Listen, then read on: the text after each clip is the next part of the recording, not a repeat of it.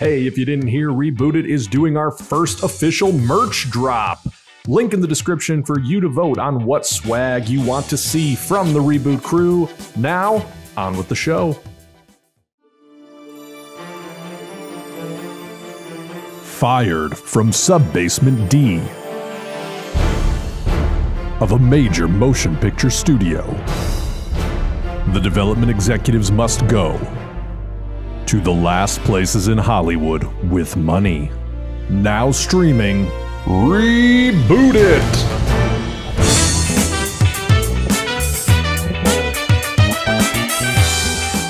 You know what my favorite part of that opening is?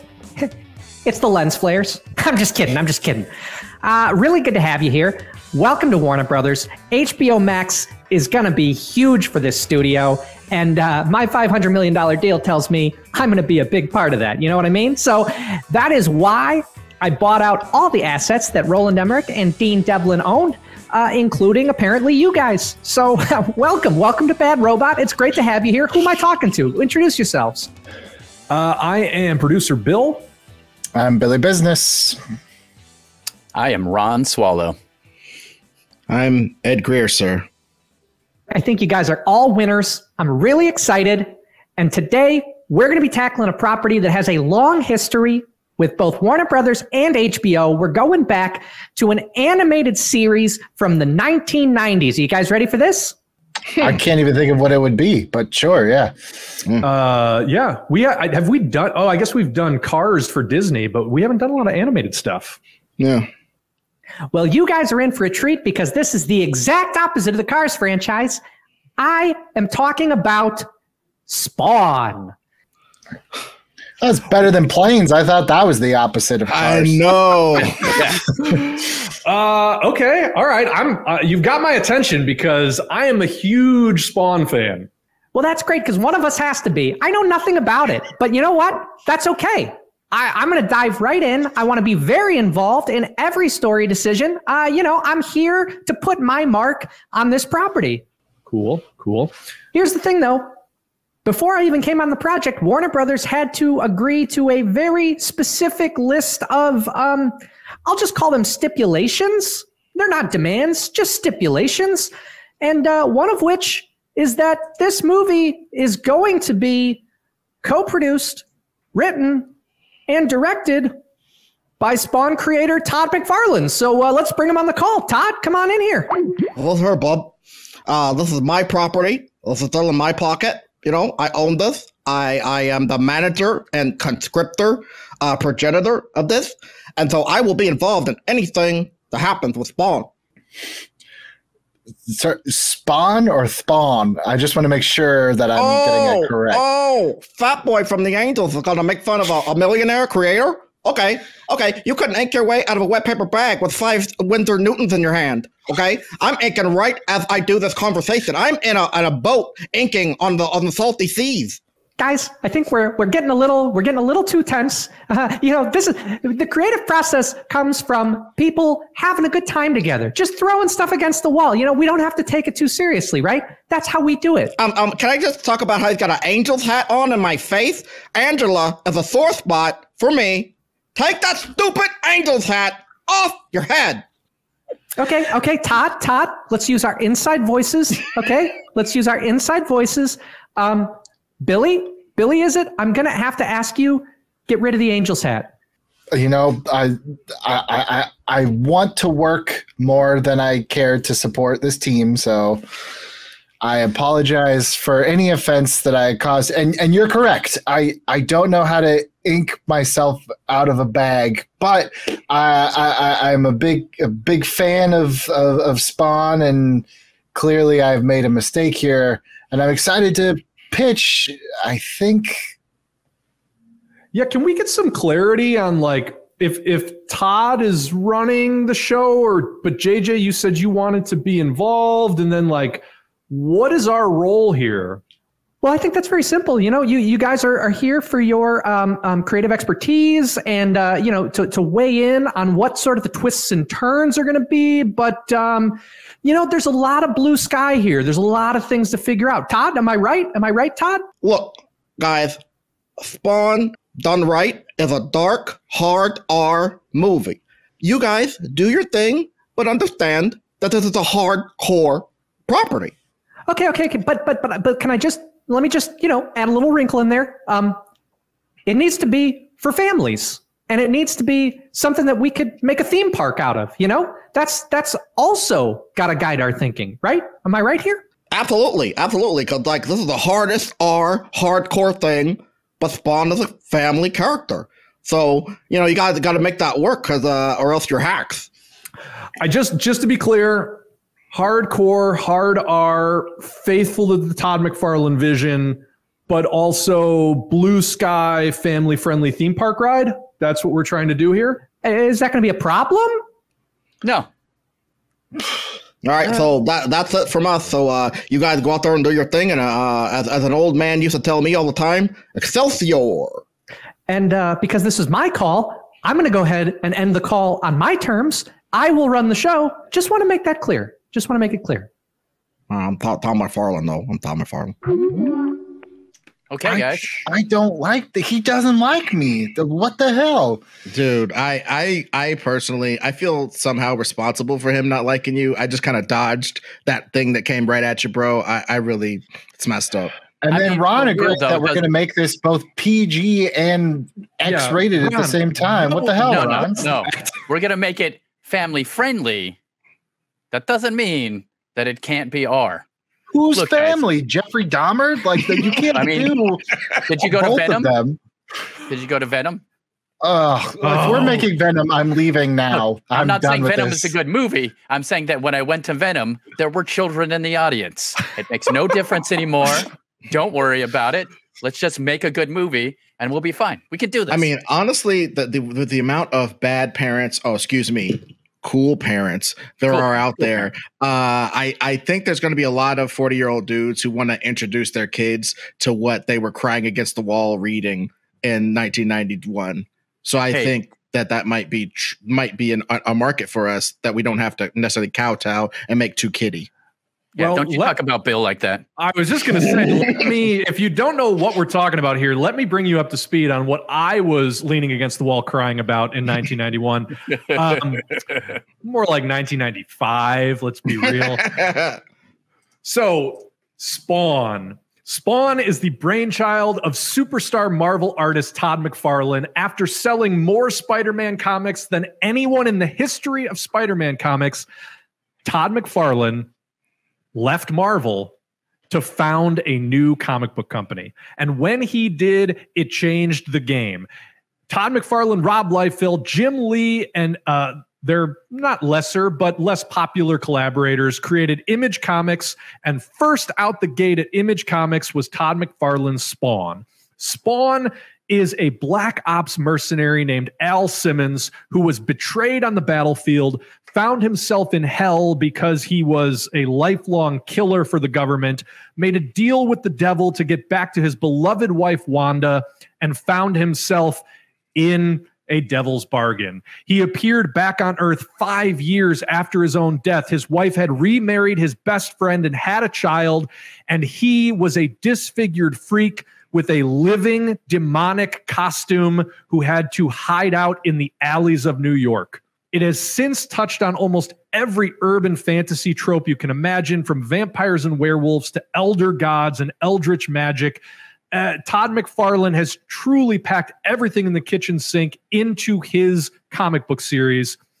And mere years after the comic premiered, we had on HBO 3 seasons of a critically beloved cartoon. In 1997, a big budget movie that was critically reviled and contributed to the death of the superhero movie between Batman and Robin and its resurgence with X-Men. And one of the biggest toy companies on the planet was founded on the back of the success of Spawn, McFarlane Toys. Truly, Todd McFarlane has built a multimedia juggernaut with this character in one of the most bizarre packages. Spawn really defines the aesthetics of 1990s Hot Topic. Chains and leather and spikes and asymmetrical weird boots and God only knows what else, and that long, long cape. And that brings us to today. This Spawn reboot has been in the ether for probably 10 years. Supposedly, Jamie Foxx has been attached to the lead role. Jeremy Renner has been attached in a supporting role as Twitch, who was a long-standing supporting character in the book, a detective who knows the true nature of Spawn.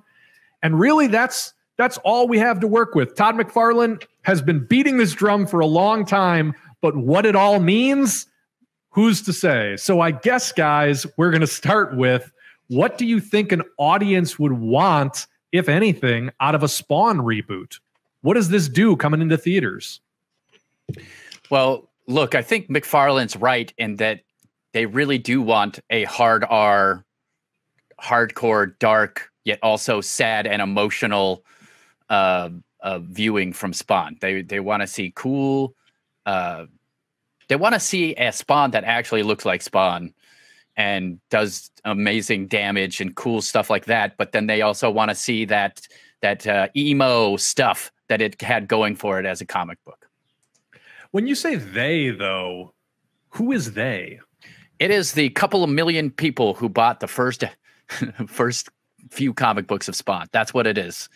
I mean, realistically, it's the fans who then told their friends and their friends and their friends and their cousins and their, it's the same thing as a lot of comic book superheroes. I think there's an audience out there for it, and it's just you'd be surprised, I think. It's time for me to slip into my comfortable role of pooping on fandoms. But I do think when it comes to Spawn, look, everybody knows that Batman is Bruce Wayne and Spider-Man is Peter Parker. I think with Spawn, it's so niche, and I know I'm going to get crucified for that. Yes, it has hardcore fans. It definitely does. But in the grand scheme of all IP, I still think Spawn is niche enough where when you say, like, what does an audience expect? I would say a majority of your general audience doesn't remember the 1997 movie, never watched the cartoon, and didn't read the comics. So I think they're just expecting another superhero spectacle, which is where I think that takes a little bit of the pressure off of us to try to over deliver like all of the, because there's a lot of mythology to Spawn. And I think part of it is just like, I think we have to approach this as if we are catering to the people who don't know any of those stories and don't know any of these characters and hold their hand to come into this world. I think the minute that you try to make this for the 40-year-olds who want to take their kids, that's a smaller number than I think people realize that that's going to be. I'll co-sign that as well. So as somebody who owns an unbroken run of the first 100 issues of Spawn, I can tell you firsthand, there is a lot of mythology in Spawn. And as someone who I think has somewhat of the pulse of fandom, I can also tell you most people who would classify themselves as Spawn fans don't really care about most of it. You know what I mean? Yeah. This is like a weird... Yeah. They do need to see him. It's more the image, right? Yes. Image. It's more the image of him that we really need to be faithful of and show in a cool way. Show Spawn's chains doing cool stuff. As stupid as that sounds, man. Show Spawn's chains doing cool stuff. Show Spawn's cape doing cool stuff. Show that his suit is actually alive and an interesting character, but not in a Venom way. Show that Al Simmons is a real ass dude with a real ass life that got taken away. And he makes this deal with the devil, or he ends up in hell, or whatever you want to tell the story. But the bottom line is Billy said it earlier. We know who Peter Parker is. We know who this guy is. That guy is. We have not gotten on-screen Al Simmons forever, because in the original movie, Michael J. White famously says all the parts that would let you know who Al Simmons is, so you care about him when he becomes Spawn, were cut out of the previous movie in favor of special effects shots. Yeah. I think if we have the exact opposite intonation in our show, or our movie, whatever, people would respect that. Oh, and one last thing. From what I know, if we're down with JJ now, one of the main reasons why that Todd crap was Todd crap. He's amazing. He's the best. But Todd has written a script that is, like, by all accounts, okay to horrific. That is meant to be a low budget Jason Blum type of thing, where it's like $3 to $15 million. And so that was a lot of the impetus of this whole show Spawn as a mist at the end of an alley, and then somebody gets yanked and all this like Lost type of crap, is because they were trying to shoot this low budget and make it gritty, which I don't necessarily disagree with that angle, because it allows Spawn to not be such a guy who's saved by his powers all the time. He has to think more. I love that. But in the end, we don't have to stick with that mandate if we're down with Bad Robot, baby. You know what I mean? Well, let's ask the season 4 question then. You know, are we thinking about this as a movie for HBO Max? Are we thinking about this as a limited series, an ongoing series? How are we developing this? I mean, look, man, my first instinct is to say an ongoing series. It's got a lot of options on there, because you can do it, and I know you guys hate this, but you can do it supernatural style in a way. And obviously it's not supernatural, it's much darker, but it's like you can do one episode that is a monster of the week where he's literally hunting down a serial killer. You can do some more stuff that is about his life and his love at first. Like the first couple episodes can literally be him becoming Spawn because he loves his wife so much. So we get a few episodes just showing how much he cares about what's her name again? Wanda? Wanda, yeah. Yeah. And then we really see that develop, so that when he makes a deal, it makes sense, because the love that he has for his wife is all encompassing. It's the thing that pushes him to do everything that he does, and every choice he makes is because of that. And then the choice he makes it so he can't see his wife. I mean, I think you know, hearing that it's kind of like this never-ending battle between heaven and hell and all this stuff, that is supernatural. That is the show Supernatural. So I'm almost opposed to doing an ongoing series strictly for the fact that it's like Monster. Yeah, and Monster of the Week, like it was something kind of like cool, like back in the day with like X-Files and stuff, but now, and maybe this is just my own personal bias, but I kind of feel like Monster of the Week to me denotes like lack of quality. It's like, we're just going to put something on the CW, no offense. And there'll just be like a new antagonist every week. Maybe there's an overarching storyline, but I just kind of feel like we can treat Spawn a little bit more prestige, a little bit more premiere. So it's like, if it's a series, I would almost rather it be like limited. A 6-part, 8-part series, kind of one and done, Watchmen, HBO Watchmen style, you know? Yeah, that's interesting. I think either that or like a big fat movie, not in like our Transformers, which is just like 4 hours, but like you know, I just watched Army of the Dead. That movie was 2 hours and a half for no reason, and I just feel like if there was something like Spawn, if it was 2 hours and 10 minutes. You would get a lot of story in there and feel like you accomplished something, and it would be prestige, but it wouldn't be this whole, like, yeah, we got to see him filing papers. It's like, hey, this is a misappropriations bill. What's going on, Jason Wind? We don't have to go do all that crap. You know what I mean? I almost wonder if you pitch it as like, we have 3, like it's a trilogy. We have 3 2.5-hour movies exclusively for HBO Max to release each year, you know? Okay, so just like from a producing standpoint, I think JJ, for reasons that will go unmentioned, might be really interested in pre-planning a trilogy and how a trilogy might actually unfold over the course of 3 movies. Maybe that's the way to go. Yeah, I think that's the best. Okay, so guys, we're talking about a big grand trilogy, and we're going to come back to it in just a second, because as we do, we're going to pay some bills. Let's run some commercials. You could click skip ads. And just to clear up the confusion, if you click skip ads, you probably won't see commercials at our next break either. Or just sit through them and let us collect, a couple cents off you. Whatever it's like you want. 15 seconds. You're not doing anything. Roll the damn ad. What are we going to do with villains? I know we usually get that later in the show, but I think Spawn is an interesting case because there are some very aesthetically cool villains in Spawn, but again, as somebody who was a devotee for 10 years and absolutely loves this series, no Spawn villain has a compelling story of their own. It's kind of a huge glaring hole in the series. So just to give a quick rundown, you know, Malbolgia is the name of the demon who runs the 8th level of hell, who made the deal with Spawn and runs the army of hell spawns. The Violator is one of his lieutenants. the human form of the Violator is essentially a homeless dwarf with face paint called the Clown, which is sort of like just the more grotesque version of the Joker, and he turns into a demon. The Armies of Heaven had Angela, who was owned by Neil Gaiman and then taken out of the series because Neil Gaiman and Todd McFarlane had a falling out. There's a character called the Redeemer, which is essentially the anti-Spawn. It's a soul that's taken by heaven and turned into a winged version of a Spawn. And then there's characters like Overkill, who was like a cyborg run by the mob. A character called The Curse, who was a billionaire who just started experimenting on himself and turned himself into an evil cyborg. A character called The Freak, who was like a schizophrenic serial killer who had some sort of mental connection to hell. You know, it's like all these characters, you know, Jason Wynn, the evil head of the NSA who ran the Black Ops operation that Al Simmons was a part of and just sort of sat menacingly in his darkened office most of the time.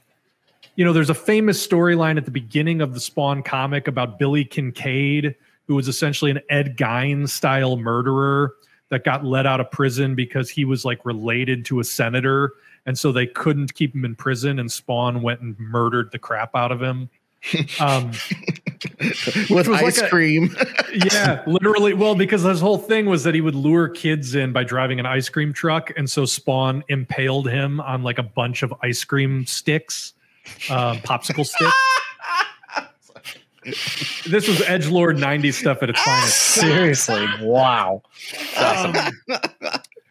But I think you see a thread developing here that, like, honestly, the most compelling antagonist over the whole arc of the Spawn comics was Heaven.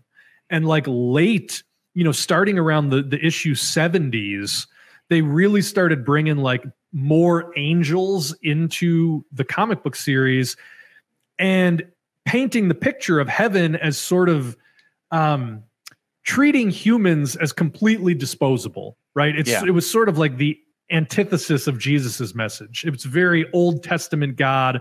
All they care about is winning against hell. And so humans just become these weird pawns that they don't really care if they live or die. You know, it's, well, to me, there was always something compelling about that. I think that's a great spot to pick up with, because because Spawn, for whatever reason, likes to save innocent lives. Like, that's like a thing that's important to him. He's always helping out homeless people and stuff like that. Sure, he'll kill bad guys, but he tries his best not to hurt regular humans. So, I mean, it'd be interesting where he finally realizes that, you know, heaven isn't any better than hell. And in fact, hell, for the most part, takes the worst and brings them down out of earth, whereas the good ones get to sort of stay if he helps along. And so fighting heaven actually makes sense because he would be saving lives while doing it. I love, of course, the atheist in me loves the idea of making heaven bad. Right. And so I feel the same way, but then my business mind kicks in and like I realize any big budget movie that has tried to recontextualize the Christian notions of heaven and hell to become like an action scenario, they all bomb. There's that movie Priest. There was another movie about like angels coming to Earth and they're like monsters. End of Days with Schwarzenegger. Yeah. Well, and even all those ones where it's like the RIPD and stuff, where it's like we're in the afterlife and we'll shoot an afterlife gun at an afterlife guy, and it becomes just a hats on hats, mumbo gumbo, ridiculous. Honestly, for me. But I also think that starts to, that's why I was like, I think there has to be elements of the heaven and hell kind of push and pull, but we start to drift away from Al Simmons. And for my money, I do think it's like, how do we center all of this? I think that's what makes Spawn kind of interesting, is that he's the anchor between this big war, but it's like, I just don't want to get too lost in the mythology of this war because again, no disrespect to the dead, I think that's what happened with Supernatural. I think we just got a little too up our own asses with the mythology of it. And so it's just like, if Al Simmons, like I almost like, I hate to do this because I know like this is one of my pet peeves, so maybe there's a better way of doing it, but it's like, I don't even think Al Simmons should become Spawn until 3/4 of the way through that first movie. Like, we should know this guy so that when that moment comes, like, that sucks that this guy that we know is not coming back the way that we want him to. Yeah. I mean, at least first act for sure. But I would even say I'd even say almost like the first movie even could have that sort of 2-act structure of from Full Metal Jacket, where it's like you see all the stuff that builds a soldier up, then you cut, and then we get to see all the stuff that he would be doing as Spawn or whatever. You know, not necessarily just that dichotomous, but I'd be willing to do the first half of the first movie, getting to know Al, so that by movie 2 or 3, when he's getting to understand his greater purpose in the larger pantheon of all these gods and elder gods and all these different conceptions of the afterlife, we followed a guy through all of that instead of a concept. I'd say that's like all. If I had to choose one, that would be my only criticism of like The Matrix, which is like we just didn't know Thomas Anderson well enough as a guy that, you know, we started the movies like, you're the one, you're the one, you're the one, you're the one, you're Neo, you're the one. I would almost like, what if we got at least 45 minutes of Thomas Anderson before he became Neo? Like, that's kind of what I feel like I would want out of Spawn. I'm tracking all this, and I think one of the things that Matrix movie does smartly is it opens with Trinity. So it gives you a hint of the conflict and the antagonists and like what you're really going to get out of it without having to open with the turning of Neo. Whatever the 15 minutes is that it gives you, it still takes 15 minutes, but it deposits you immediately into the conflict with Trinity. And so I wonder, is there something we could pull out of or add to the Spawn mythos where like the heaven and hell stuff, or even just anything supernatural, anything to give a hint of like what this guy's world is going to become? How do we get that into the first half of the movie while Al Simmons is going along being a Black Ops soldier? You know, I mean, opening up on a murderous, how about if the next Spawn, the last Spawn is being killed to open up the movie? Oh, is that not doable? That's literally exactly what I was thinking, Ron. Kick it. Yeah. No, there's a little bit of genius to that, and I don't think the books have ever really addressed the Spawn before Al Simmons. Let me be more specific. They've addressed Spawns going back. You know, they've got Gunslinger, Old West Spawn. They've got Medieval Spawn. But the guy who immediately preceded Al Simmons, and in our conception, it could be not 100 years before, but literally a generation before. I love it. We're doing the Santa Claus with Spawn. dude. Yeah. Dude. I mean, it's an idea. And then it could be that the guy you said that's like Ed Gein. I mean, I don't know if you want to do it just to throw it in there, even though because maybe people would be annoyed by it. But if you want to use someone from the comic, it could be that serial killer guy. I wonder if you could actually do a mashup of Billy Kincaid and the Freak. The Freak being like the serial killer with the weird mental connection to hell, where it's like, does Billy Kincaid almost become like a son of Sam instead of being Ed Gein, where it's like, I like to diddle kids and murder them, which that's terrible. Even in an R-rated movie. Yeah, let's not do that. Yeah. Is it more like a Son of Sam thing where it's this serial killer who thinks he is hearing voices from hell, but in our world, it's for real? And maybe that even dovetails like with what Al Simmons is doing in his Black Ops stuff. Maybe that dovetails. Does Al Simmons have an encounter? Does his family have an encounter? I mean, yeah, because this serial killer could be... He could be more important, than just, a Son of Sam, just like a regular guy. It could be, killing a general or, I don't know, some terrorist subset group or something. You know what I mean? Like he's the leader of some cult or something that requires a bigger, like just so they can intersect a little bit more cleanly. There's also... I don't know why this came to mind. It has nothing to do with what we were just talking about. So let's keep a hold of that. But you know how at the beginning of The Exorcist, they're just in Saudi Arabia or Israel or wherever they are.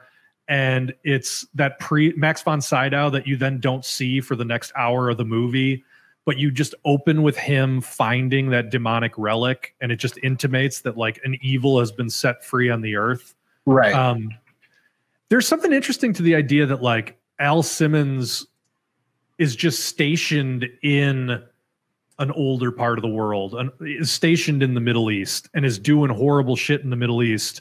And maybe it's like he encounters a Dybbuk. Maybe it's like his first.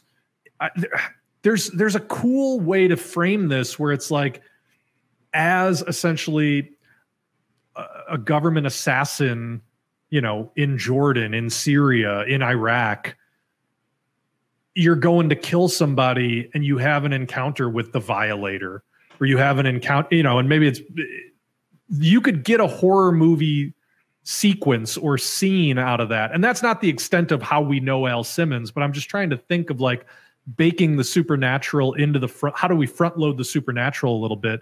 That's a way to do it. Yeah. One of the things I wouldn't want to do is use Jason Wynn the same way they sort of use Morgan Edge in the Superman mythos, where it's like you have Darkseid's minion on Earth who's like feeding, you know, information or whatever back to this god. The idea of using any earthbound person as like an agent of Malbolgia just feels a little too, it almost feels a little too comic booky. Doesn't feel like serious horror enough. But that's just my feeling.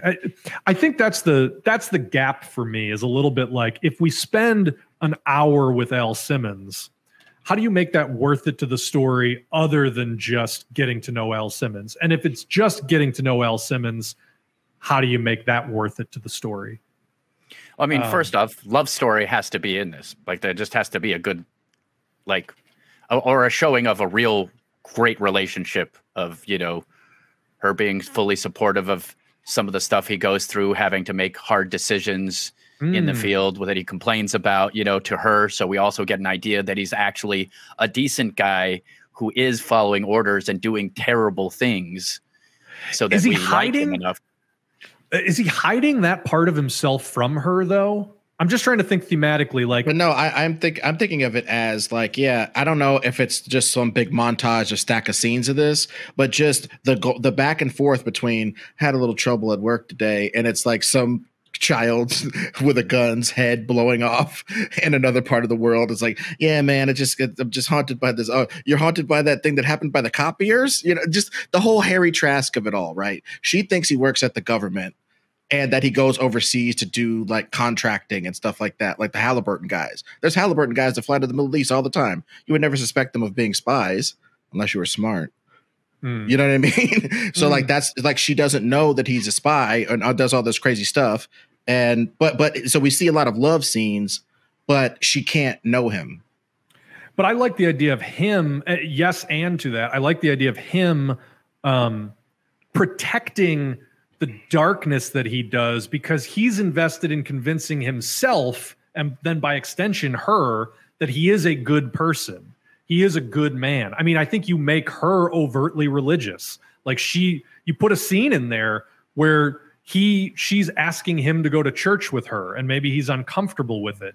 And it's like, if you create that conflict in him of like, I'm compartmentalizing the bad part of me because I do it for good reasons, and I have the love of this good woman, and that makes me a good person.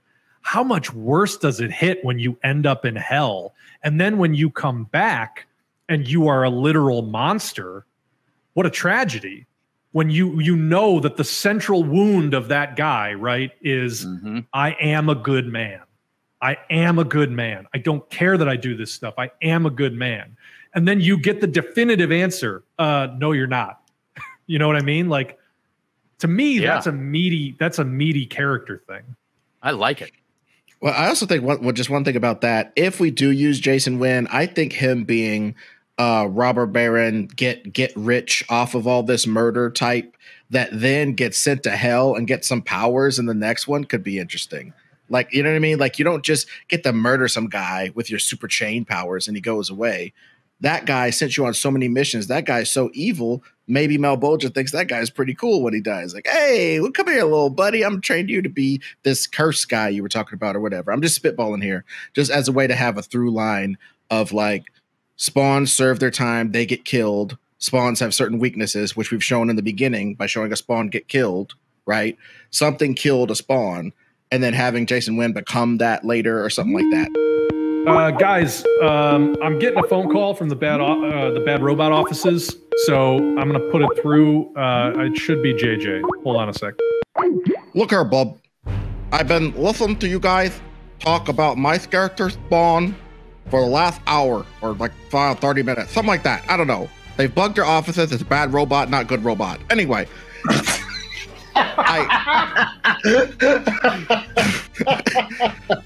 Now look, I've heard a lot of you guys pitch, and you know what I like about it?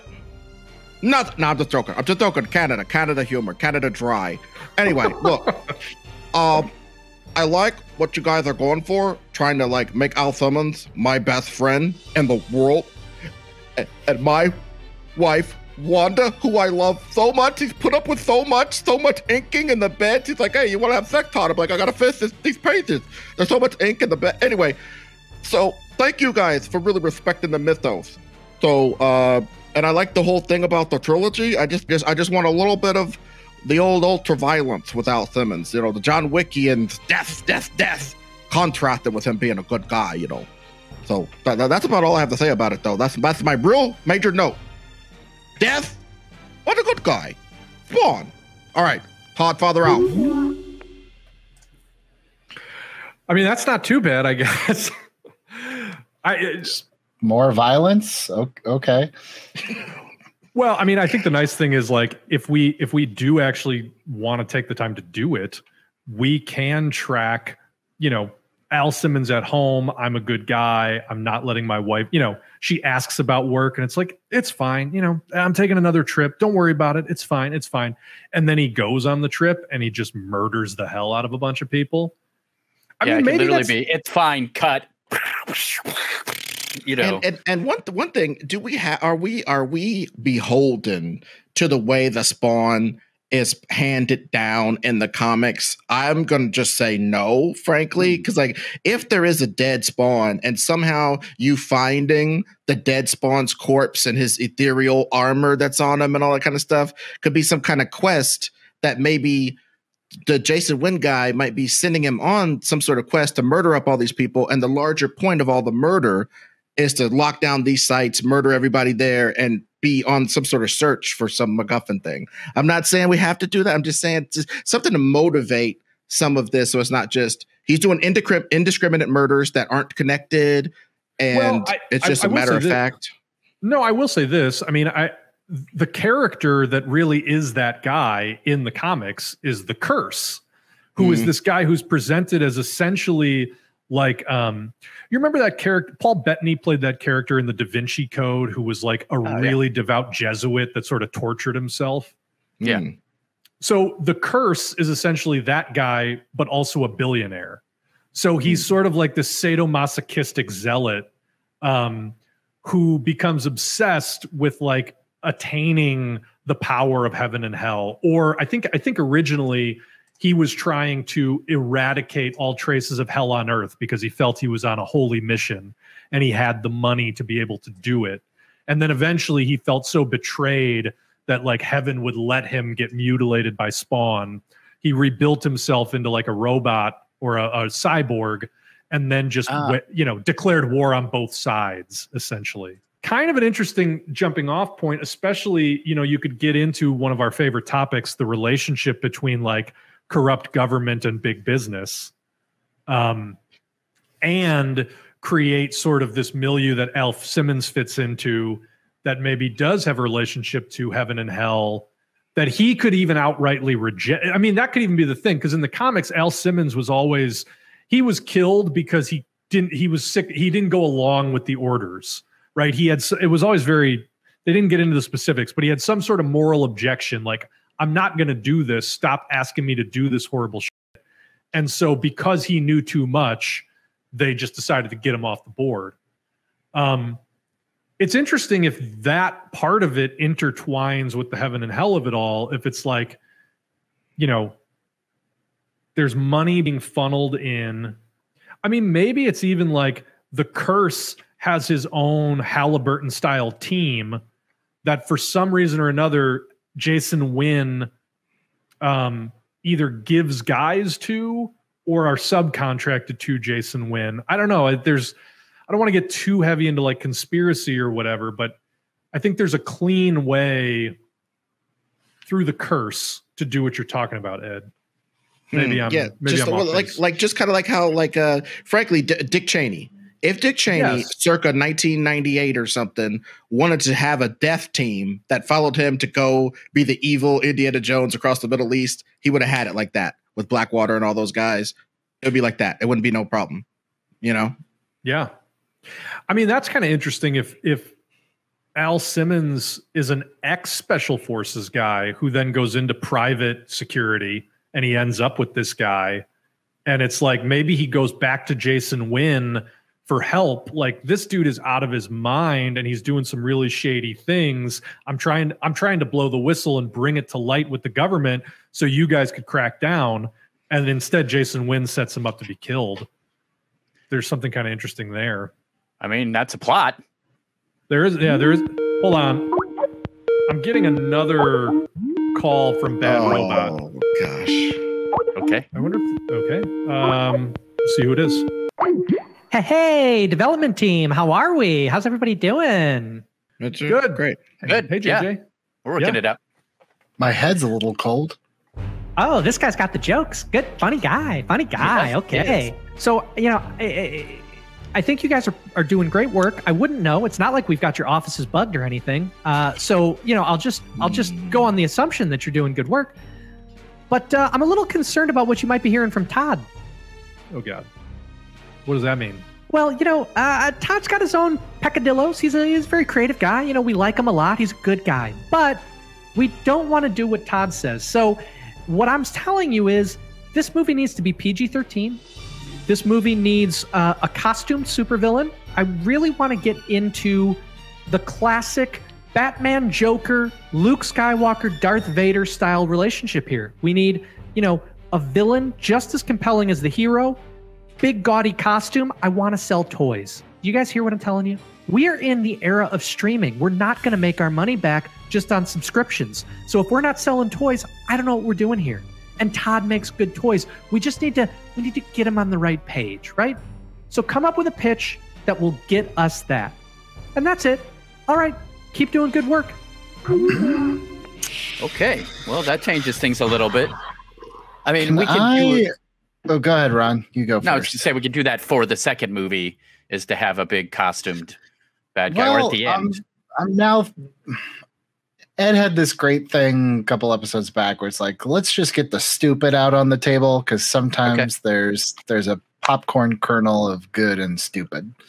Unless Ron has anything to say about it. No.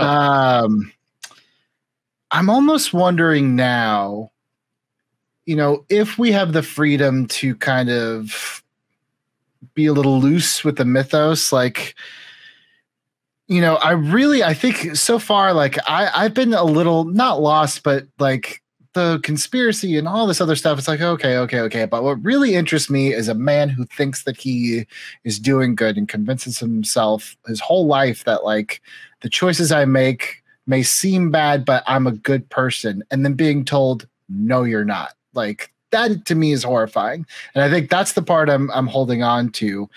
So I'm wondering if like, could we make Wynn somehow, like, could we make the MacGuffin the actual Spawn powers, where it's like, I am cursed now with being this Spawn, and Wynn, who maybe was his partner, or maybe was part of this, either Black Ops, or maybe they did security together, is like, you think that you're being cursed, you were rewarded, you are good, you're so good that now you can do anything.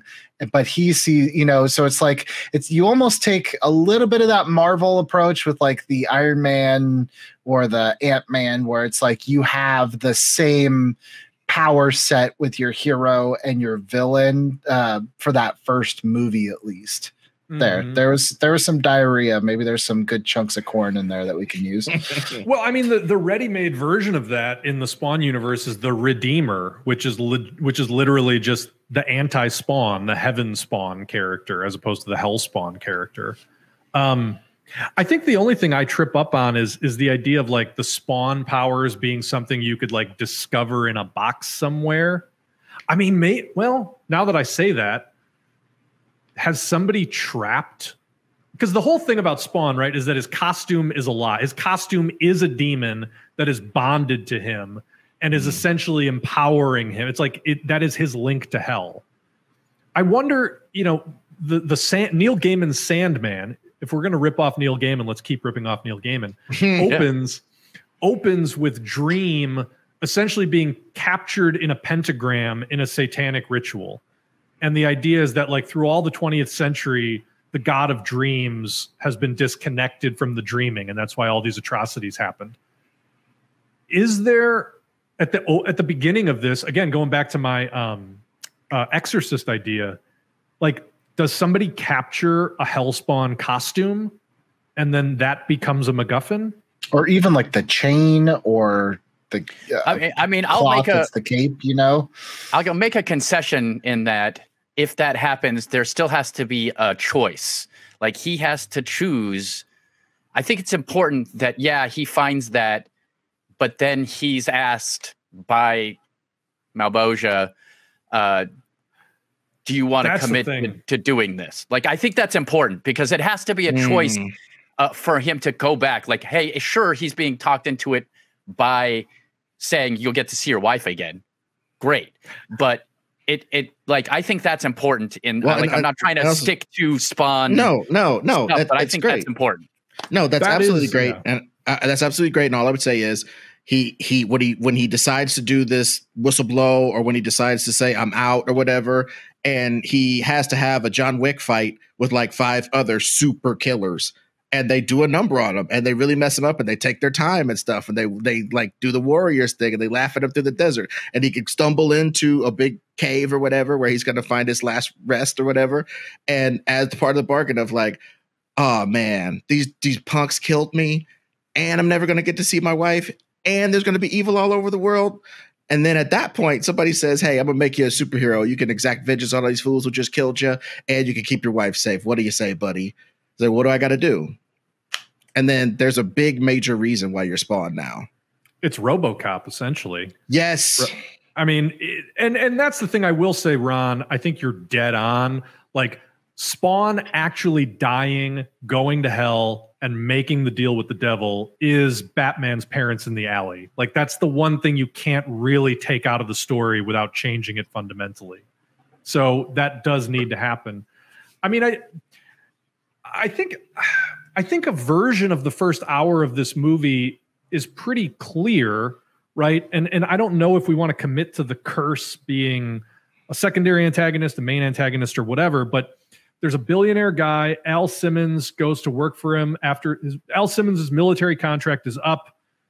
Maybe even start with Al Simmons is like down on his luck, you know, and we could see him and Wanda kind of struggling. And it's like, oh man, I need to make some money. Goes to work as a private security contractor, but is going on these weird missions in the desert. And it's making him more distant. And the one thing he's holding on to is like, my wife loves me. I'm doing it for my wife. I'm a good man. I'm a good man. Tries to go and talk it out with Jason Wynn. Like, there's this guy, he's got me going on doing this horrible shit. Like, I'm killing people I shouldn't be killing. You know, please send somebody after this guy. Shut this down. This is not right.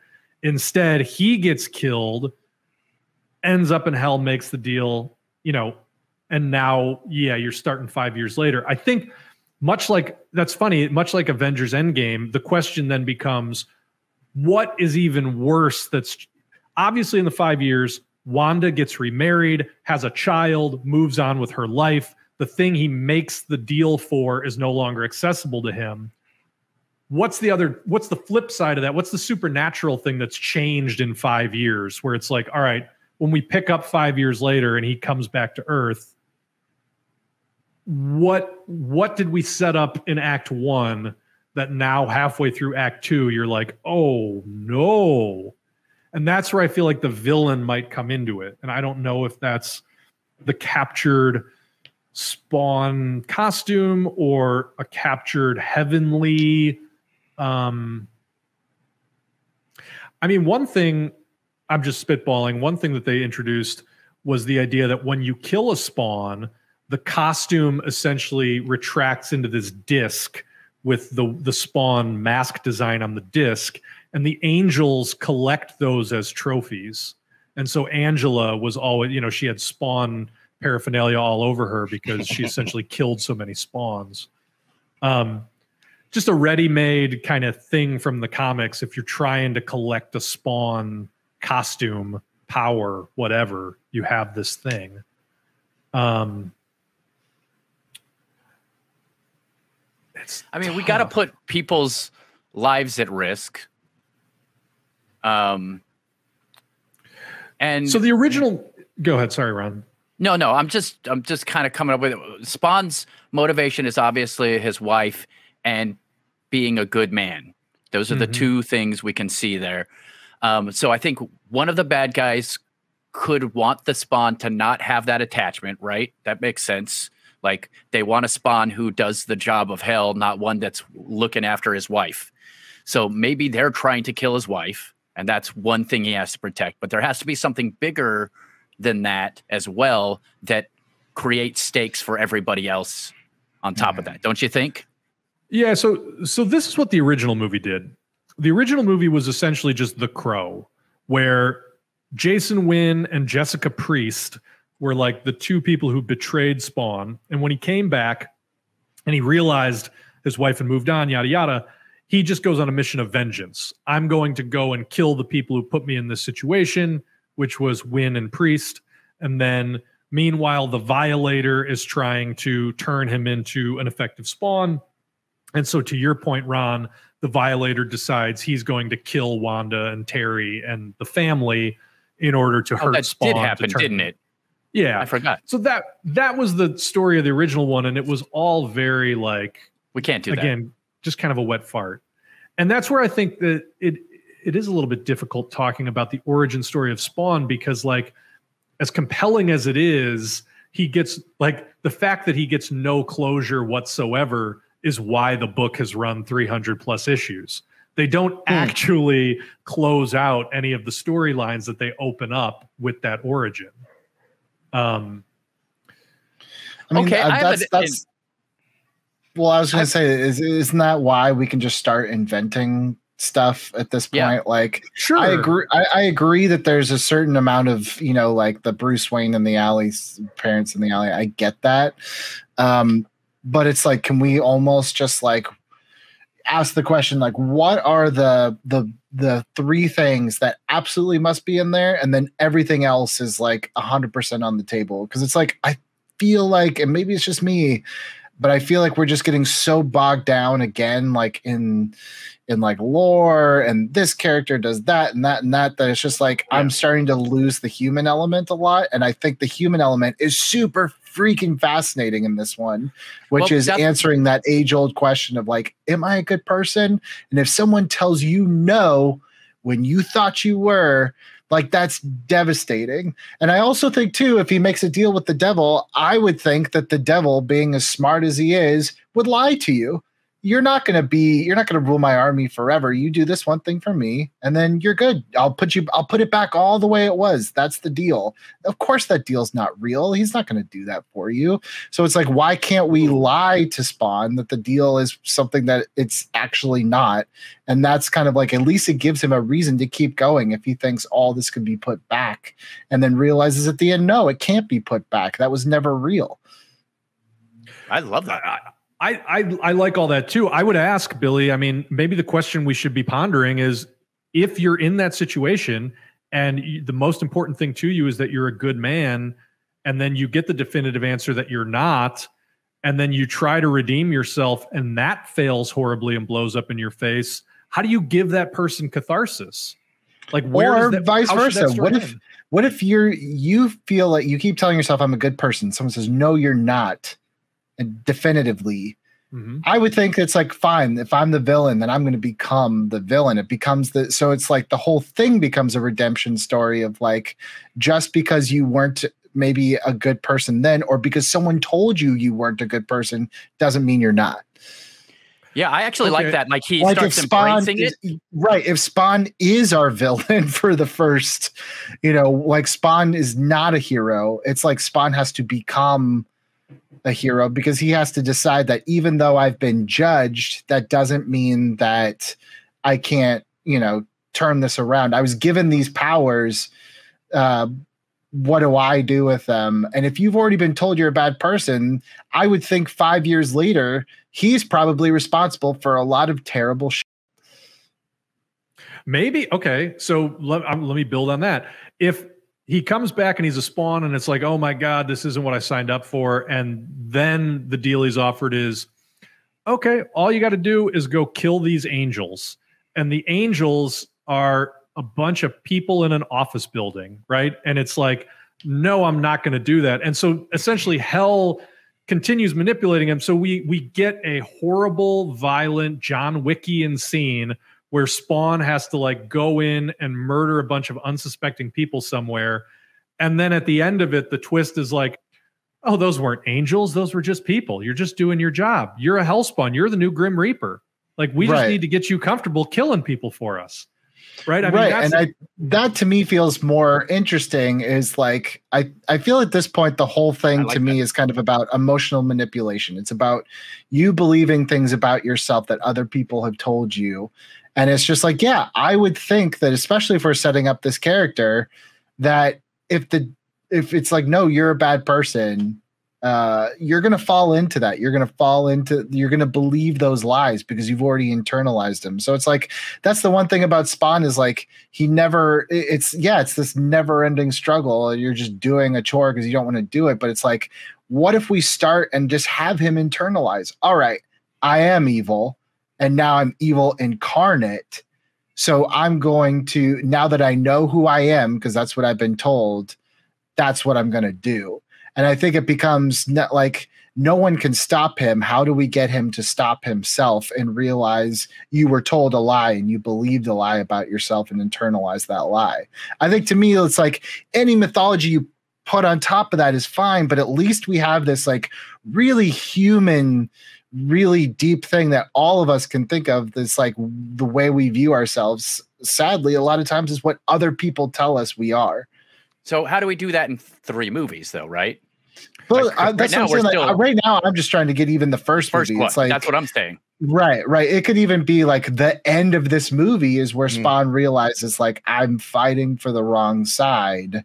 And that's where we can lead off into the next one. But I'm saying like, I don't even know if Spawn's a good guy in this first movie. Okay. Wait. So we got to figure out a way to bring like Wanda back into the story because that's the whole point. But if Spawn, he comes back to Earth, kills a bunch of people because he's manipulated into doing it, then is just like, fine, if I'm the bad guy, I'm the bad guy, goes and uses his new hell powers to start essentially tearing down all the, we don't want to turn it into like, I got to kill the people who killed me. But if the curse has this whole operation worldwide because he's going after the power of heaven and Spawn just kills everybody involved with it, right?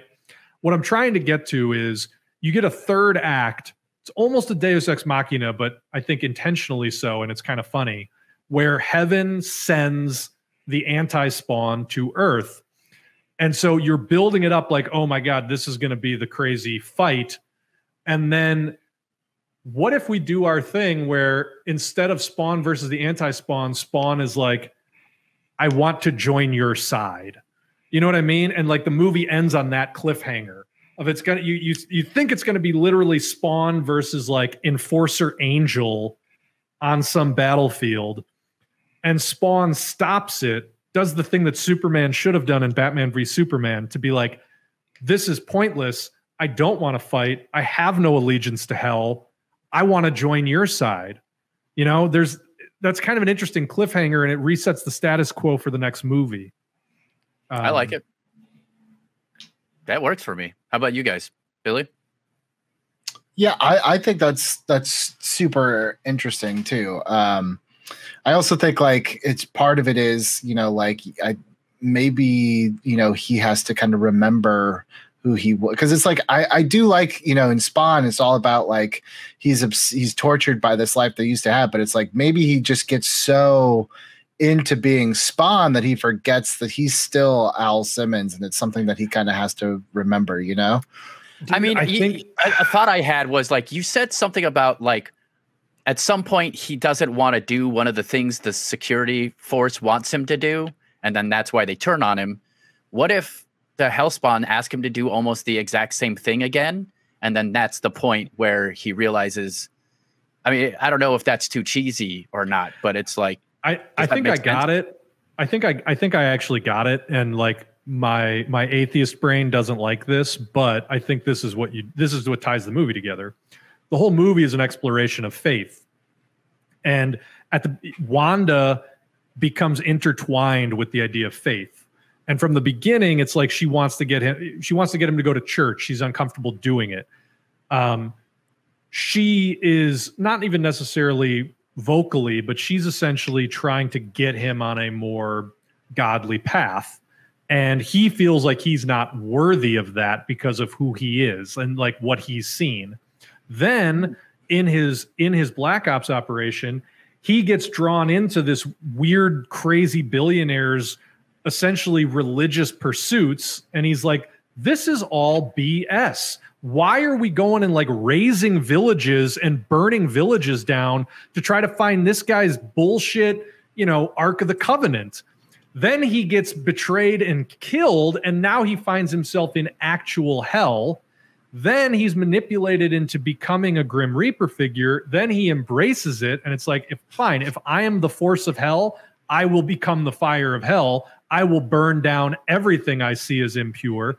And it's Wanda and her love and her faith that brings him back, that, and maybe in a very touching conversation, I don't know, but the idea that like the worst sinner can still be redeemed is what sets him up at the end of the movie to be like, I am going to ask heaven to be a part of heaven, right? I would then say in movie 2, you subvert that completely, sort of in a Matrix Reloaded sort of way, where it's like he joins heaven and it's like, wait a minute, I spent the whole first movie thinking I needed to try to join heaven, and that was the answer to my problem. And now I joined heaven, and it's worse than when I was an enforcer for hell. And so then it becomes about like, what's the third rail solution? But I think for a first movie, just that idea of like, I'm a guy who wrestles with if heaven exists. I'm a guy who wrestles with, am I worthy of heaven? I'm now a guy who's told I'm an officer of hell, and you know what? Screw it, I'm going to be. And then finding a way to be brought back to like, no, you could still be a child of heaven. That's sort of, I mean, that feels like an arc. But definitely. I'm on board with that, but I want to get Ed's thoughts because I see the wheels turning. No, I'm really thinking about how to work all that and have it be that, because like in the comics it was like the more people he killed, the more people he was supplying Hell's army with, thus basically ensuring their victory over the forces of quote unquote good. Is that as he killed all these bad guys, he was actually stoking the fires of hell. And I'm just trying to think of some way that we could do the third act twist of, sucker, you're not going to catch me doing that. You know, I threw that chain before I came in the room. You know what I mean? Like type of thing. Is there a way to go back to the whole power timer, which was sort of a gimmick in the original, where the idea was like, once he used up all of the hell power he had in himself, he would be sent back to hell. And essentially he later found out that he was to be like the last hell spawn. So once he used up his power, it essentially started Armageddon, right? If he uses this supply of hell power and he uses it up, and that's supposed to ignite the apocalypse, but he uses it to do a good act. He uses it to do a heavenly act. He's keeping people alive, reviving people, somehow doing something unabashedly good with this power he's been given in hell. Maybe just the dichotomy of doing that. It's like you end the first movie on this cliffhanger of he ends up in limbo. He's somewhere where he shouldn't be, right? Like it doesn't kickstart the apocalypse. He doesn't go to hell, but he also doesn't go to heaven. Now where am I? And it sort of gives you a place to go with I don't know. There's something to like Wanda inspires him to still think he can see heaven. And so he does some sort of self-sacrificing act, which completely resets like the way you think about his powers. I don't know. I'm trying to run with what you're saying, Ed, that idea of like, I have to reject my idea of being like Hell's recruiter, Hell's Grim Reaper. Yeah. Just some sort of redemptive act besides the basics. You know what I mean? That everybody does all the time. But like, I kind of like that twist of like if you're imbued with hell powers, it's kind of intimated that you're going to use those for hellish acts. And then to violate that covenant on the very last kill that it would have taken to turn everything over, to cause the apocalypse to happen on Earth, he turns away at that last moment. And I just think there's something interesting about that if we're going to have a climax for the third movie instead of like just sort of a tete-a-tete denouement or whatever other French words. Is it like the curse character is trying to do some ritual to ignite the apocalypse, and there's like a mass suicide? The curse is leading a cult. There's a mass suicide. Spawn brings them all back. You know, is there? Could he try to like destroy himself? My Wi-Fi is acting a little nuts here. So sorry. But I want to key on what you said, Bill. That's super great to me. There are people who think that there are evangelicals at present who will do anything they can, whatever those things are. I'm not going to get into it, but they want to do everything they can to accelerate apocalypse on Earth because they think they're going straight up to heaven on a space elevator. And everybody else is going to burn and have limbo and all the forcemans and all that jazz. That's for losers and plebs to these evangelicals. They think as long as I can kickstart the apocalypse, I'm going to catch this elevator to heaven. So I think that there's some angle of that to maybe this curse guy, like a Joel Osteen with $1 billion. You know what I mean? Oh, dude, I kind of love that. Yeah. I mean, that's a different angle, but I kind of love that. If like, and Joel Osteen is sort of like, well, like, I don't know what it would be. And this is what becomes difficult about this story. And it was always difficult in the books too. It's like, what do you actually do as a human that's going to affect heaven or hell? Right. It's like, and especially in a world where you're trying to cast humans as being sort of these insignificant specks, it becomes difficult to like merge those two story worlds. But well, unless of course you use a trope. There is a trope that belief is the strongest thing, and that the reason that angels and demons have the power they have is because of belief. So maybe if the belief that hell is coming and is gonna win is the most powerful belief, they have the best chance to win. I mean, something as simple as that, or is that too tropey? Is the curse the Antichrist? And we do a little Stephen King Stand riff where this billionaire character who's doing, around the globe with, doing weird stuff, this Joel Osteen type character, and essentially when Spawn comes back, the idea is like, you are now the lieutenant to this guy and the apocalypse is going to happen. And so Spawn turns on the guy, you know what I mean? Like Spawn kills the Antichrist. I don't know if that is too much. What do you say, Billy? Is the Antichrist too much?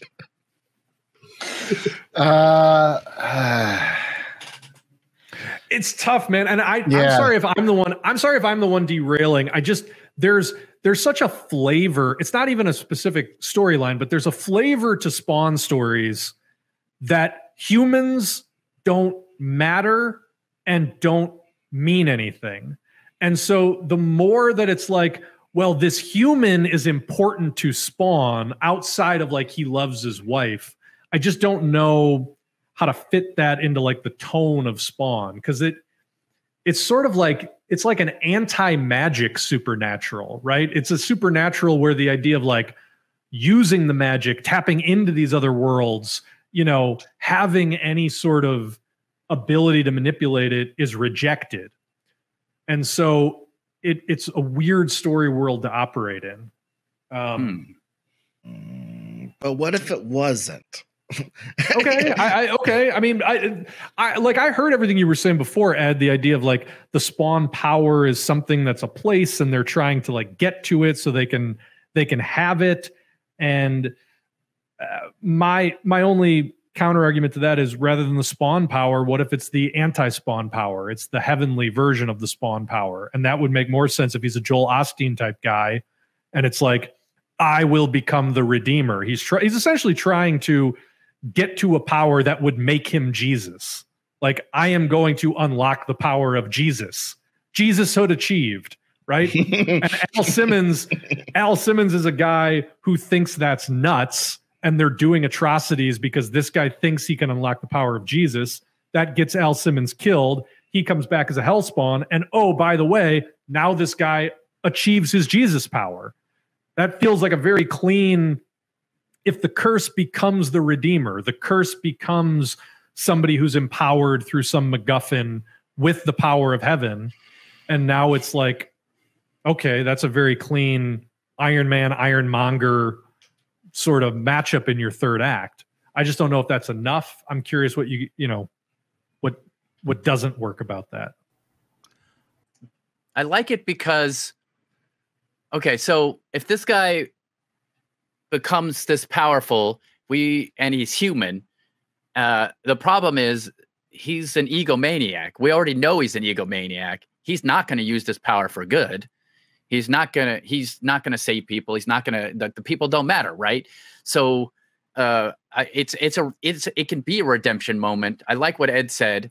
So then this turns into a redemption moment when Spawn, who is supposed to be helping this guy because hell also wants the apocalypse. When Spawn turns against it, he's literally turning against hell and heaven, and he becomes an enemy of both. That makes our third movie very complicated, because then what is he going up against in the third movie? But I still like that, and it seems to make sense. And it does go with what Spawn's attitude seems to be, which is that he still thinks he's a good man. And that is the story we're trying to tell, correct? Yeah. Well, and let me just be clear too. When this guy is going after Jesus powers, I think in his mind, that means I'm going to walk on water, heal the sick, raise the dead, feed the poor. I think what that actually means when he achieves it is he essentially becomes the angel of death, right? I almost see this guy a little bit like Eli Sunday from There Will Be Blood, which is, I think that's the way where it's just like, I think it has to be parallel of two men who think that they're good men. And if everyone's telling this Eli Sunday guy, you are a good man, and we're, and he's trying to get these powers so he can believe that he is what he thinks, what all these other people think he is, and it ends up kind of being his downfall. That parallel tracks for me. One guy clothed in supposed good is the bad guy, and one guy clothed in supposed evil is the good guy. Love all that. Simple for the poster. Simple. And you get your costume supervillain at the end where he becomes the angel of death. And it's like, and honestly, that could even in your third act, then that sets up things that reverberate through the sequels, where it's like, oh, this guy thought that he was, in an Eli Sunday way, I am going to achieve God. I'm going to touch the face of God and become his mouthpiece on earth. But it's like, oh no, you just became the thing that's supposed to start the apocalypse, and Spawn stops you. And now it asks a question of like, what the hell was that? Like, why did he become that thing? What is heaven? Especially if in this movie you never actually get into what is heaven? What does heaven look like? What does heaven want? There's no personification of it whatsoever. It just exists as this thing that human beings talk about, and Spawn just assumes to be the opposite of what he's experienced coming back from the dead. But your whole second movie then becomes about heaven, becomes about like, it's not what all these people in movie one thought it was going to be. Mm-hmm. And I really think as the adventure progresses in two, we don't really have to flesh that plot out, but we promised whatever. I think in the third one, it is the mind blowing. There are so many belief systems, and we have just been in a siege engine or whatever of these dichotomous belief systems. Yes. Whereas there's all these other ones that present all these other threats / friends / adventures that we can get into to kind of expand it. Nexus had a thing called GodCon, And like Jesus, Muhammad, everybody came, whatever, and they were all kicking it because they were all gods. And they went up the escalator to the other floor. And they were looking at each other's wares. You know what I mean? And everybody who believed in them were having fights in the streets, basically, from them all being at the God Con. So I'm not saying that, but you know, something along those lines for the third movie of like, these are just two dichotomous belief systems. There are more. There's more to explore. Oh, that's so interesting, because then the argument becomes not whose belief is correct, but that all beliefs are perfectly cool to believe in. I like that. Yeah, I feel like movie 2 and 3 are the more interesting movies, so I'm kind of disappointed that we're not getting more into it. But it was something that Well, it's funny because our thoughts of movie 2 are very much a little bit Matrix Reloaded, which is everything that we told you in the first one is just kind of another lie. Like, this is not what you thought it was. And so even when you said Limbo, I had to laugh because that's the start of the third Matrix. But I do like the idea of like this, we have this very binary first movie of heaven and hell. And then just kind of like there's spiritual warfare is just so much bigger than just that as we get going. So yeah, I would think like in movie 2, we now have, you know, Spawn, who is still a hell spawn, but he has a different mission for himself now. I would think that it would be going to heaven for assistance and realizing that this is much bigger than he thought it was, you know? Oh, and also one last thing on that, and that's just throwing it out there. Going into limbo could mess you up in time. And him being able to go have exploits with previous spawns or even fight previous spawns or be previous spawns for some purpose. I don't know. Just there's so many things that you can have happen in the second movie to expand the Spawn mythos. What was it? What was it like being a Spawn during the Crusades? Which side were you on? What were you doing? Going back to caveman days. What dichotomous thought process were you fighting on which side of in those days? You know, just I mean, to take a page Reloaded's book, I would even like, you know how they said like anytime someone sees a ghost or a vampire or something, it's just the system doing something wrong. Like any horrible atrocity throughout history could go back to like that was this hellspawn. I was the one that was Jack the Ripper or whatever, you know. Mm-hmm. The books very much do a similar thing, and I think to your point, Ed, the idea that like once he transcends the binary of heaven and hell, he achieves some sort of universal consciousness. I think that's awesome. I mean, honestly, like we could do a whole another hour and a half just trying to flesh out movies 2 and 3 because that's the heavy lifting of this. But I will say too, Ed, to your point about the other spawns, I mean, that's a great inciting incident for our Curse Joel Osteen character, where like if the movie opens with a child in the 1930s, maybe even on like a World War II battlefield, witnesses, maybe that's too far back to make the timelines work, but like a child witnesses a spawn get killed, and maybe the curse has one of those spawn discs, and like that's how he knows in his own mind that this is real, right? Like I can access the power of heaven because I've seen heaven destroy hell with my own 2 eyes, you know, and it's this encounter that he had with a spawn at the very beginning of the movie. I think that's great. So it bookends the movie then, because if the power he achieves is essentially what he witnessed as a child, but it goes very, very differently than what he witnessed, that's then a great jumping off point to where we get into this whole non-binary view of spirituality. And we get some great fight scenes out of the whole deal too. So we still get some cool action. All right. Well, without going down the rabbit hole, maybe in the rewind of what the subsequent movies would be, can we talk casting? I mean, it sounds like Jamie Foxx is still attached as Spawn himself, but do we have some better ideas that we can maybe whisper in Todd's ear?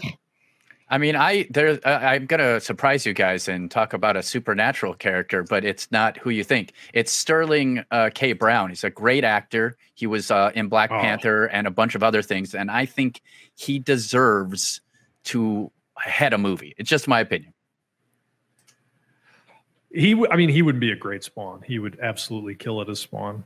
I don't know if he's big enough, because the other one I had was Michael B. Jordan, as also from Black Panther. But, you know, I still like Sterling K. Brown better personally.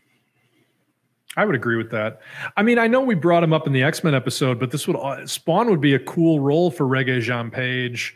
Or for that other Kingsley Benadir, who they look like twins. So not to just go up based on looks, but like both of those guys are sort of younger, up and coming black actors who need a franchise. And this is a great franchise for a guy like that. Cool. Also, Right. I will throw in my boys Aldous Hodge and Yaha Abdul-Mateen. Oh, I think the only thing with Aldous Hodge is he's going to be Hawkman for WB already.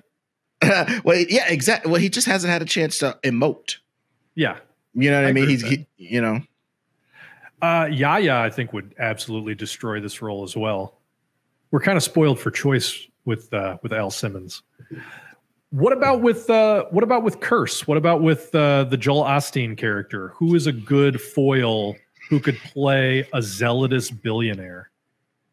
Well, it's funny that he's already attached in a different role, because I thought Jeremy Renner actually has a very, through no fault of his own, just the way he looks like, I just feel like he could play that duplicitous and self-righteous kind of thing pretty well. I was actually thinking that the easy choice would be Walton Goggins.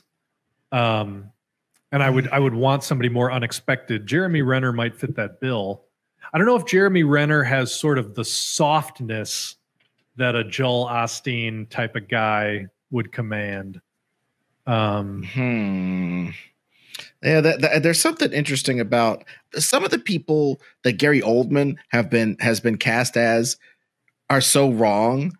And I just think I don't think he's right necessarily for this, but some guy of his age and that stature of actor who's really going to give you that zealotous performance, I think that's a necessary thing of him. Do we go Nick Cage?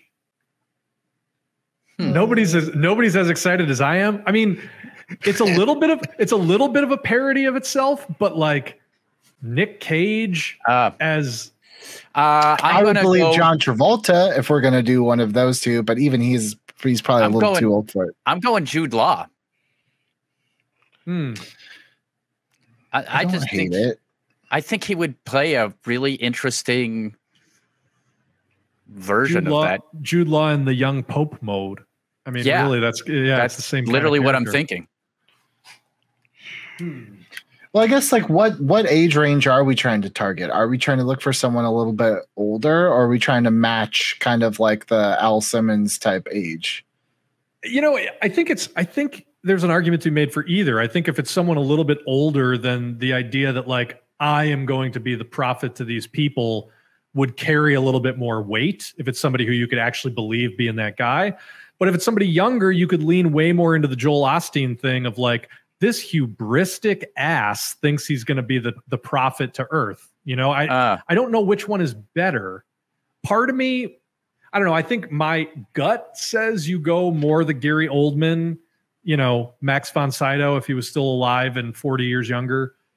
Like, yeah, because like if we're talking younger, like I actually don't think we could use him anymore. I think he's canceled his own career for good reason. But I was like, Shia LaBeouf is your guy. He's the one that like I 100% buy. But I think he's done. Yeah. But I'm trying to think of like who has that similar energy. Ewan McGregor. That's not terrible. Although I just like I've seen Ewan play a bad guy and I just never buy it. I can't 100% buy it. I just have a hard time. Maybe that's just me though. Fair enough. I think I just would want somebody. It's almost like you want to bring somebody outside the world of geek media, right? Like you don't want somebody who's already known for like being Obi-Wan. Yeah, or anything else really. Man, they've all been in every movie now. So, or you just know them from the movies because you've seen. You know who has a really soft kind of spoken and is very lovable, but I saw he was a villain in Transformers. So don't hold this against him, even though he's pretty good. Was Patrick Dempsey. I just loved Patrick Dempsey. I think he just has like the most gentlest, sweetest kind of like comforting voice, but also he can be such a freaking dickhead when he plays that type of character that I could definitely see him believing that he is supposed to be this like chosen instrument of God. I like that. He's got the face for it, and I think he would have the bearing for it. I agree with that. And if we were casting Osteen specific type, like if Osteen had the power of somebody like Dick Cheney, you know, which is why he's such a wonderkind, right? I'm like 35 years old or 37 or 40 something even to wield giant power like that, to have Halliburton dudes go with you and have mega churches with like, you know, $10 ATM machines in the lobbies and stuff. And you just wield such powerful political influence at a decently young age. That's, I think, if that person had the face of McDreamy or whatever his name is, I'd be fine. Yeah, I think that's interesting. I definitely think that's interesting. Do we want to talk casting for Wanda? Yeah. And or Terry, her new husband? Are we going to do a new husband, or did we decide? I didn't. The thing that always worked about that was that it's such a definitive, like, you are not going to get this back to Al Simmons, that she has a husband and a child. Right? Like it's not like she's just there pining for her lost love. It's like, oh no, I have a new family. And the thing, because in the comics, Al Simmons was also sterile. So like they could never have children together. So it's like, oh, not only do I have a new family, but I got the thing you could never give me, which is a little bit sexist, but also like there's something it's such a slap in the face, right? If you're in the boots of that character. Okay. I think first of all, for the Terry, I think it should be the handsomest person that applies for Spawn, because I feel like and doesn't get the role. You know what I mean? Because then you got like that's always how it is, right? If you come back as a ghost, your wife is married to Patrick Swayze or whoever the hell's hot these days. He's got washboard abs. He's doing the wash on his abs over your grave. It's never, you don't never come back to see your. So your Michael B. Jordan is what you're saying. You know what I mean? Honestly, Michael B. Jordan would be great as Terry, because he also like he could do a little bit more of the like, I don't know what's going on here, sort of overwhelmed, while also being ruggedly handsome and sexy. I was going to say that Reggae Jean Page could also be a really good Terry, because he has some of the softness that like a Black Ops mercenary might not have. Yeah. Oh, and he's younger than probably who we would have be Al Simmons, which is like, hey, he's got increased fertility. He's the younger, better looking model than you. And he's oh, bro. Yeah. Yeah, that might be the way to go. Cool. We're really putting our foots in our mouths, not being able to come up with like a compelling, 30-something Black actress to play Wanda. I was going to suggest a Friday Night Lights reunion and have Journey Smollett be Wanda if Michael B. Jordan was going to be Terry. Yeah, I think that's pretty good. I also would put forth somebody like Lauren London. She's like very, very, very, very beautiful. And she's one of these people who hasn't gotten that role besides like, oh, I'll support you with your mixtapes, or, oh, you know what I mean? She hasn't really gotten to graduate from like teen, early 20s acting. And she's notoriously, it's kind of messed up, the widow of Nipsey Hussle. And I think the pathos that she might be able to bring from, not to be crass, but like personal experience, having lost somebody and having the world come at you with all these different people you're supposed to be with, and having people give a damn who you're with after such a great rapper or great husband dies, and all of a sudden everybody's in your business. I just think again, she looks really great, and she's going to look great for the next 10 years. And I've seen her like have some pathos as a pretty teeny bopper performances, and she's like 30 now.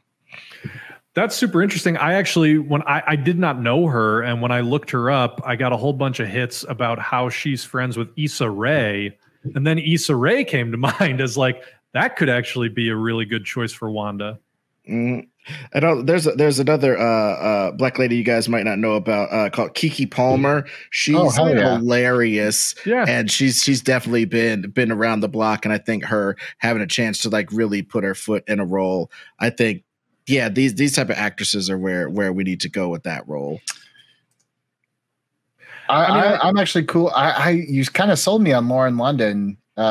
Just, if she would be willing to kind of put herself back in that mindset, maybe she'd find it somewhat therapeutic, but that would be, Yeah, you almost kind of as an audience member would bring that into it, even on a subconscious level, and I think that would definitely help. I mean, I kind of like this. Where this cast is shaping up as being not too expensive. I mean, if it's McDreamy, if it's Yahya Abdul-Mateen, that's probably where most of your money is going to go to. But he is your star.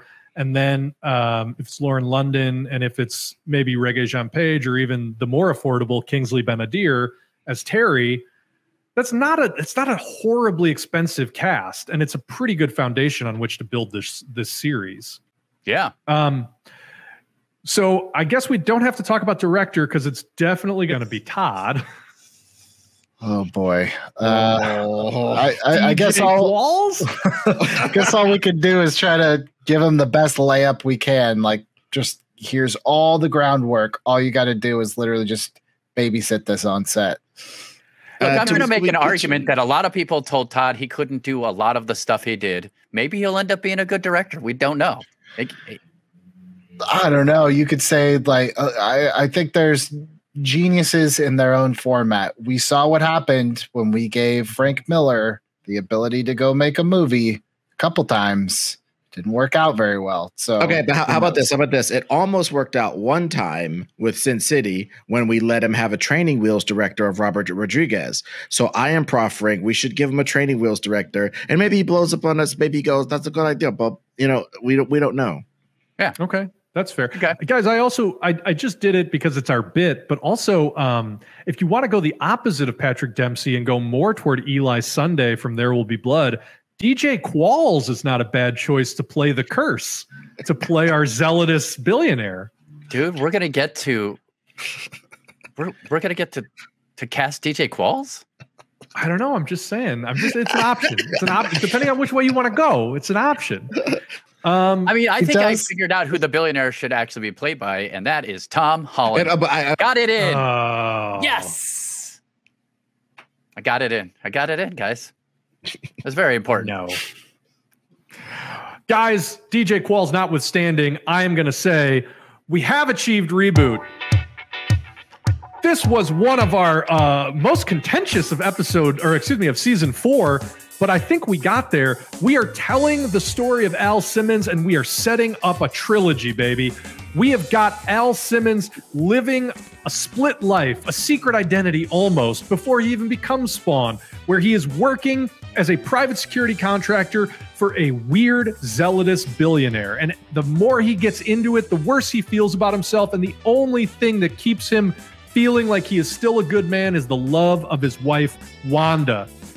Once he realizes that all of these weird murder missions he's been doing in the Middle East is because this guy is after some sort of godly power, he thinks he's off his rocker, and Al Simmons tries to report the billionaire to his old boss, Jason Wynn, at the CIA/NSA. Jason Wynn betrays Al Simmons.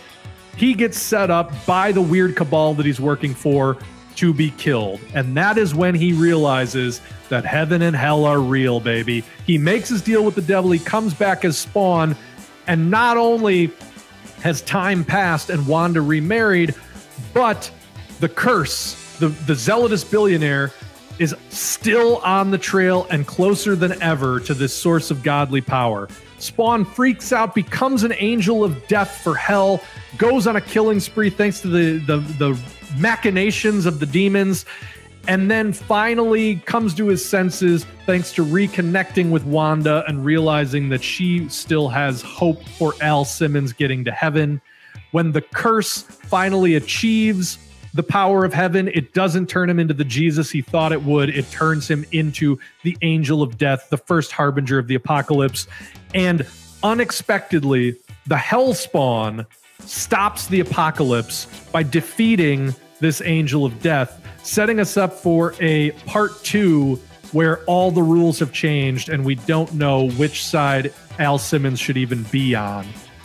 We are casting... Who did we say was going to be Spawn? I'm sorry, I'm losing track. Maybe Sterling K. Brown, maybe Yahya Abdul-Mateen, maybe Aldous Hodge. We are casting Lauren London as Wanda. We are casting as Terry Fitzgerald, maybe Kingsley Benadir. And your choice, do you want the pretty version of the billionaire with Patrick Dempsey, or do you want the ugly, no, not ugly, weirder version? I caught myself, not really, with DJ Qualls. That is the pitch. JJ, Todd, how do we feel about it? Guys, I am super freaked out by trying to direct all that. Like, we got wars and hell. They got, I don't know, but I was thinking of a $10 million movie where the chains were already rusted and he was made out of mist. Todd, don't worry. I can direct all that. That's what I'm here for. Respectfully, people like you made Venom skinny. So all I'm saying is, I personally, I have to be involved, and I'm just gonna say I'm gonna be like a crow on your shoulder. That's totally fine. That's totally fine. What I love about this pitch is that we can make this PG-13. Like, we can turn we could turn this into a more magic sort of fight. PG-13, you freak! You got a major problem on your hands now because the Toddinator is engaged. PG-13. I want a hard R. Oh no, there's no way in hell we're spending the amount of money on this movie that Warner Brothers is giving me to spend on this movie and making it R. And frankly, I don't even want to make the movie if we can't make it PG-13. The Toddfather is stomping out of here. I'm leaving inky footprints because I'm inking issue 303 as we speak. I'm leaving. You guys are stupid, and I'm gonna take my stuff back to Jason Blum, and we're gonna do it for $3 million in a thimble. Losers. Well. Reboot Crew, I don't know what you guys have done here, but it obviously isn't working, so, we'll have to talk later, I guess. Whatever.